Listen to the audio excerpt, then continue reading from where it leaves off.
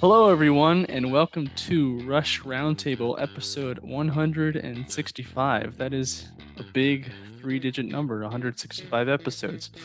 We have a wonderful panel here assembled to talk about the second track off of Presto, Chain Lightning. It is a fantastic song, uh, an underrated song, I would argue.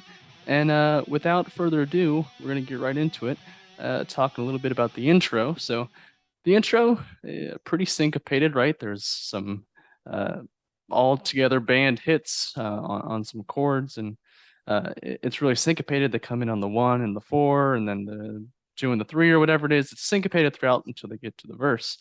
To me, this sort of brings to my mind the idea of lightning or thunder and lightning and the response you get from those two, how it comes in spontaneously and you don't know when it's going to come. So I think the syncopation of that intro kind of plays into that. And they bring it back throughout the song. So I think it's pretty cool way to start off the song. And then getting into the first verse, we're going to read the lyrics here real quick. Energy is contagious.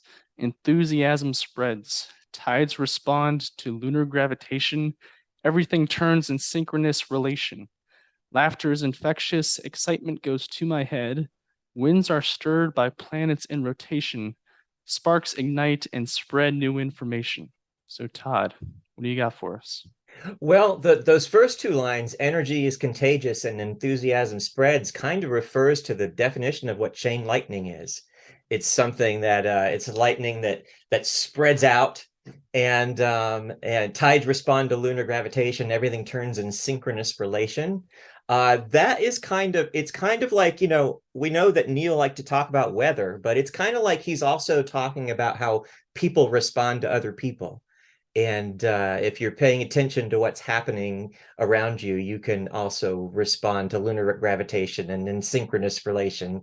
Laughter is infectious, and excitement goes to my head. Winds are stirred by planets in rotation. Sparks ignite and spread new information. That last line also is kind of like about what chain lightning is. And so yeah, I think he's enthused. Neil, and at this point, is enthusiastic about talking about natural phenomena and weather and stuff like that. But he's also trying to kind of relate it to how people react to each other and spread energy, positive energy. I think he's talking about. For sure, it's a real He's great at. Yeah. uplifting Mm-hmm. start to a song, you know. Yeah. So, Do you think he's talking more so? Do you think the weather is the whole weather talk is more of like a symbol for a real world conversation, relationship, or event, or you think he's just purely talking about like the weather? I think it's both. Yeah, I think it's both too. Yeah. It's interesting. Eric was mentioning the syncopation too. I never thought about that, about the unexpectedness of it. If anyone's ever seen chain lightning, I remember being at a camp alongside of a lake one summer, and it's like the lightning danced across the lake. Now it was pretty scary when it happened, but it looked pretty cool. But it's Yeah. actually kind of a scary thing if you're close to the water when it happens. And yeah, the time signature is weird. Like even the riff, the da na na na na na, that doesn't come in on the one. It comes in on the one, and it comes in on the and of one. So everything's sort of, nothing sounds like it's together. But in typical Rush fashion, they make it sound smooth. Yeah. that's for sure. And the song, I think, is just in, your normal 4/4, but they get you with that syncopation. Yeah, they make it sound like more than just 4/4. Right. Yeah. Yeah. I talked in a few Hold Your Fire roundtables about how they like to avoid beat one at times, especially with the vocals. Like if you listen to almost any song on Hold Your Fire, Getty like starts almost every phrase after beat one. So I guess like the guitar riff here is kind of the same thing. Yeah. That's true. I never thought Yeah. Everything more interesting. Yeah. Huh. I like it a lot. It's funky, especially with that wall bass tone. At the twang from the wall bass. It just comes in and you're just like so excited. You a big fan of the wall bass? It's my favorite bass that Getty played. No I really wish he kidding. brought it back out on the later tours, but he did not. It's okay. Still a big sucker for the jazz. Sounded great for everything. So That's a bold take. Wall Yeah. bass, Yeah. best bass. Anyone agree with that? I kind of do. Yeah, I kind of do. I'm not a bass player, but yeah, I kind of do agree with that. It might I'll be say my that favorite I like sound. a little more bottom end, but I mean, I don't have any problem with these albums that he used the wall on. I know this goes a lot off topic a little bit from the song, but I mean, Yeah, we have time. no, I guess you're right. The tone of the bass does kind of define the sound of it. Well, and I love yeah. pedals, so of course I would prefer the sound of the wall bass with pedals, but that's just me. Yeah, I just think even if the wall didn't quite capture the essence, like the high treble of like their 70s, early 80s sound and things like that, and like the punch, I really think it really fit for this period of their work. I find I also said that in the past roundtable for Show Don't Tell. I just think it was the perfect base for that stretch of Hold Your Fire, Presto. I'm sorry, Power Windows, Hold Your Fire, Presto, and Roll of Bones. It just added such a unique little taste, little slightly funkier taste Yeah. that I feel like a groovier taste as well. That I feel like the other albums just kind of lack with that bass tone. So I'm really glad Getty picked one up. It's So, true, and for it gets a lot of hate, and maybe this is just because we are Rush space fans as well as Rush fans. No space. Uh, we might have a little bit of bias, but I think, especially for a song like this, where it's very light, it's very optimistic, maybe it doesn't demand a bass that is real punchy and cuts through the mix. Maybe it just demands a poppier sort of sits back and is groovy kind of bass. So Mhm. I think in that sense it works. definitely does work. Agreed. But we're going to skip past the first chorus since the second chorus is the first chorus and some, and we're going to go straight to the second verse. Hope is epidemic. Hope is epidemic. There we go. Optimism spreads. Bitterness breeds irritation. Ignorance breeds imitation. And then into the chorus. Respond, vibrate, feedback, resonate. Sundogs fire on the horizon, meteor rain stars across the night. This moment may be brief, but it can be so bright. Reflected in another source of light, when the moment dies, the spark still flies, reflected in another pair of eyes. So Tao, what do you got for us? All right. So he starts off by basically saying the same thing twice. Hope is epidemic. Optimism spreads. So basically, at this point, he's kind of deviating a little bit from the, I think, actually watching a chain lightning, unless it isn't. But I like to think of this as more as some kind of event that he's not explicitly mentioned before. Maybe it's related to the planet, kind of connecting with the idea of the song Red Tide later on the album, where everybody where we have to do more to protect the environment. Maybe there's hope for that now. Optimism is spreading. And if anybody is bitter about that, bitterness breeds irritation, then that might get other people to become dissatisfied. So basically, it's almost like Neil here is he's depicting the idea of a utopia, which I like. He's talked about that in several songs, like in Second Nature. I lay me down in dreamland. I know perfect's not for real. And then I love this next part: respond, vibrate, feedback, resonate, because that's what the instruments are literally doing after every word. Respond, they're responding. Vibrate, the instruments are vibrating. Feedback, the instruments are feedback. And then Neil resonates us with an awesome fill. And then into the nice soft chorus. I actually I read that Neil was inspired by the idea of sun dogs and just thought it just was such a nice sounding phrase, like sun dogs. I gotta use that in my song. And I really I think it works nice. It really paints a nice picture that I can kind of see in it, like, meteor rain stars across the night, like a brief moment, but it's such a bright and beautiful moment, sort of telling us to take advantage of the fast, quick things in life that we may never see again, right? And then even when that moment dies, even when it ends, maybe somebody else would see that spark flying and reflected in another pair of eyes. So once you are done seeing something, then it's the next person's turn for their, like epic moment, sort of. So that's kind of how I see this chorus. I love the instrumentation too. It's very soft. There's nothing too like wild about it. It's just like those nice guitar chords that Alex does on his signature Great White. Love that tone. And the synths kind of take a little bit of a rest. Although correct me if I'm wrong. I think those little chords that they have there, the da, da, are still in there. Yeah, they're in the background. Yeah. But it also even if it's not so powerful, I just love the mood of that chorus where it's kind of like it's otherworldly in the sense where it fits with the lyrics of just like sort of depicting just something beautiful. Like, it's just like, like I'm in a perfect world right now, just listening to this chorus. I don't know, that's how I see it. Anyone have anything to add? Yeah. That part where he says hope is epidemic, optimism spreads, bitterness breeds irritation, ignorance breeds imitation. That's kind of like he's saying you get out what you put in. If you put in hope, it's epidemic. If you put out optimism, it spreads. And if bitterness, you get irritation. And with ignorance, you get imitation. If somebody doesn't have anything to contribute, they'll just repeat something negative that somebody else said. So that's kind of what I get out of that part.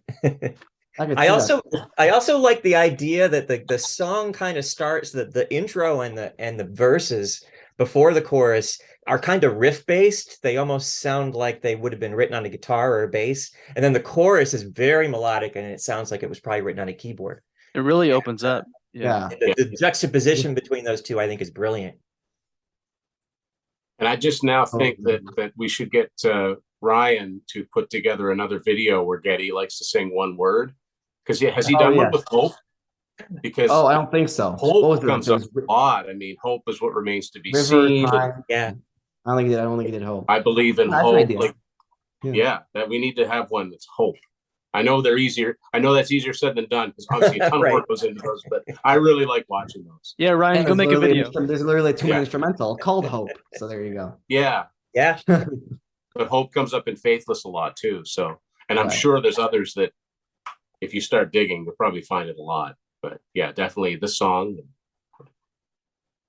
Sure. And Tal, you were talking about how sort of the second half of that chorus is about how it can, and whatever experience it is, should be carried on to the next person so that they can experience it. And so what I read through the glorious sonfacts.com, and who sourced it from the Rush Profile CD or DVD, which I have never watched or listened to, but I believe it's a thing, according to sonfacts.com. But anyways, apparently on this Rush Profiled interview, Neil was talking about this song, and he said that the sundogs and the meteor showers was predicted by a meteorologist on a weather report he was watching. And so then his daughter and him had the idea that night they'd go out and they'd watch the meteor shower. And so they watch the meteor shower, and he realized, wow, this meteor shower is amazing. But now that I can see it through my daughter's eyes, now that I can see the wonder in my daughter's eyes watching this, it makes it that much better. It makes it exponentially better. And that part of this song, once I learned that, is kind of like, wow, this is a great song, because it kind of reflects back on me, because I'm like, wow, when I experience things, when I go out and do things, it is so much better when I can experience the joy or the newness or whatever it is when I get to introduce it to someone else than when I'm just there on my own. I think that's one of the amazing parts of this song. It's like what they say about when you play your favorite song for a friend, you fall in love with it all over again because it's like you're hearing it for the first time. Especially if they appreciate it as well. Yeah, unless they're not into it, then you're like,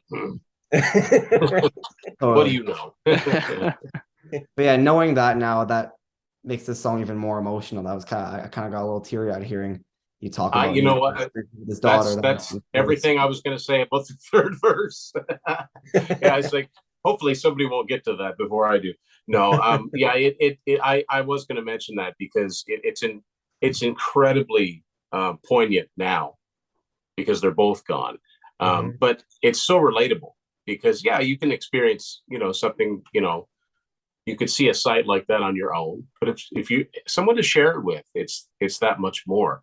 I also think that somewhere in that same quote, because I've never heard that, I've never listened to that profiled CD before, but I feel like through all the Rush books I've read over the years, I've probably got most of the verbiage that's in it.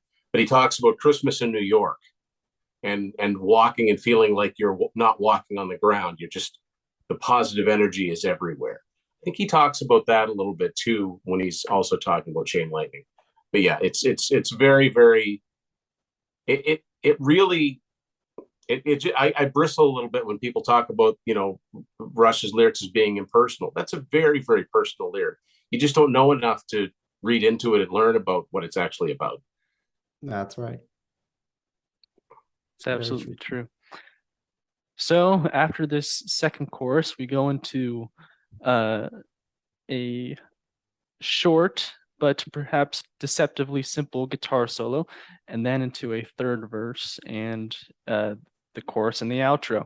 So there's the guitar solo, and then the third verse goes, dreams are sometimes catching, desire goes to my head, love responds to your invitation, love responds to imagination. Of course, the chorus and the wonderful "That's nice" at the very end. So Tim, take it away. Well, first of all, this is the very cassette that I purchased when Presto first came out, and this is a special one for me because I got into Rush in late '87. I didn't really start buying their albums until the end of the year, so this is the first Rush studio album I bought when it first came out. So wow, I've had this cassette for a long, long time, and because Show Don't Tell had already been out as a single and a video, Chain Lightning is actually the first.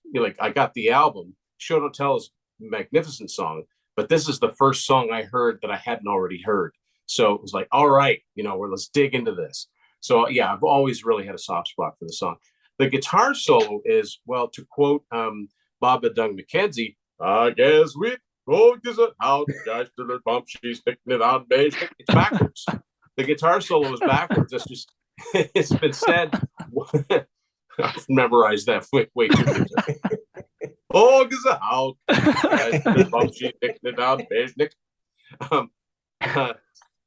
it might be one of the reasons they never did the song live, because I'm not saying Alex couldn't play something close to it and hit the right notes, but yeah, he played a so. I have never understood. Other bands have done this too, where it's like, well, it's in this key, so play something in this key, and then they flip. They either flip the tape over or they flip the file over. This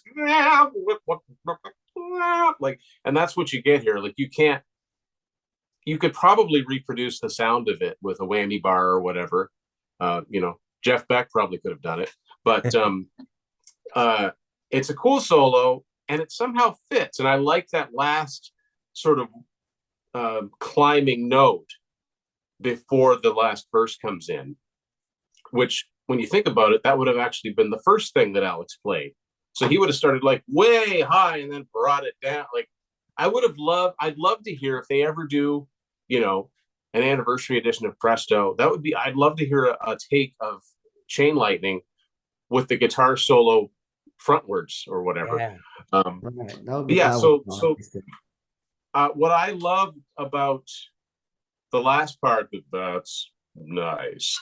That sounded exactly like as gray traces of dawn touch the eastern sky.